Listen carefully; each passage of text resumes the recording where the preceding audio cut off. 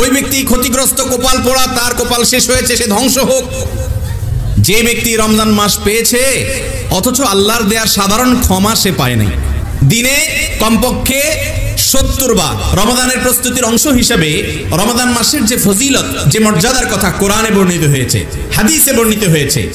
আমি প্রায় সময় বলি, ইসলামের যত আমলের কথা, যত ইবাদতের কথা বলা হয়েছে, সালাত ছাড়া অন্য কোনো আমলের এত ফজিলত, এত মর্যাদা, এত বেশি গুরুত্ব বর্ণনা করা হয়েছে সিয়ামের ব্যাপারে, রোজার ব্যাপারে, যে রোজার চাইতে অন্য কোনো আমলের এত ফজিলত নিয়ে এত হাদিস নবী করিম সাল্লাল্লাহু আলাইহি ওয়াসাল্লাম বলেন নাই, এত বিপুল পরিমাণ ফজিলত বলা হয়েছে। আর এই জন্য রোজা সম্পর্কে নবী করিম সাল্লাল্লাহু আলাইহি ওয়াসাল্লাম বলেছেন যে হাদিসে কুদসিতে আল্লাহ বলেছেন, আস-সাওমু লি ওয়া আনা আজজি বি, রোজাটা বান্দা শুধু আমার জন্য করে।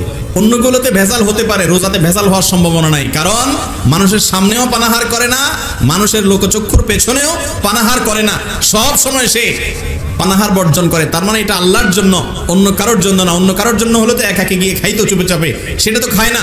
যে ব্যক্তি সবার সাথে চিটারি করে, কথায় কথায় মিথ্যা বলে, সেও যদি রোজা রাখে, রোজা রেখে একা একা রুমে কেউ নাই, সেখানে ক্ষুধা লাগলেও সে খায় না, পিপাসা লাগলেও পান করে না, তার মানে এই ইবাদতটা পিওর আল্লাহকে সন্তুষ্ট করার জন্য। আল্লাহ দেখছেন, এই বিশ্বাস তার মধ্যে আছে।